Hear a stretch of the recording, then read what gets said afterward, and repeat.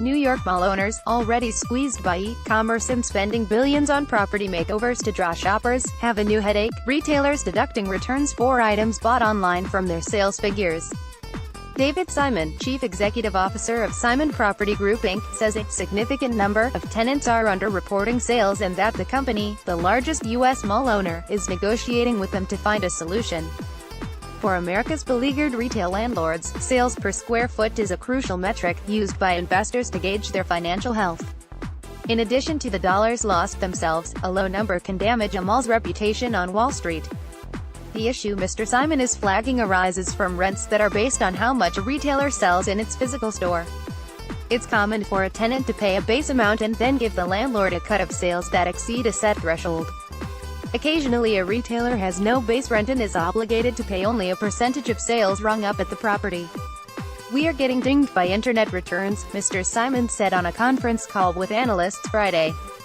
"Every retailer is different, and there is not a standard response yet. It needs to be addressed in future leases." He declined to quantify the problem but said it was material, telling the analysts that "we have audit rights, and in our normal procedure we saw some anomalies about sales." The tension adds to a growing list of troubles for retail property owners as the rise of internet shopping erodes brick-and-mortar revenues. Landlords are dropping big sums to reconfigure their shopping centers with attractions customers can't enjoy online, such as restaurants and gyms. Remaking the mall can mean adding small, local merchants and relatively unknown retailers to the mix as large chains cut back on space, exacerbating the issue of online returns, according to Bert Flickiner, managing director of Strategic Resource Group LLC, a retail advisory firm. Big, well-known companies, especially publicly traded ones, are likelier to hew to established guidelines when they report sales figures, he said. As the big chain tenants close, they're replaced more often with newer, more entrepreneurial independent owner-operators, who can be more casual in terms of responsibly reporting. Mr. Flickiner said. And as merchants build out their online operations, returns will pile up and become an even more pressing issue.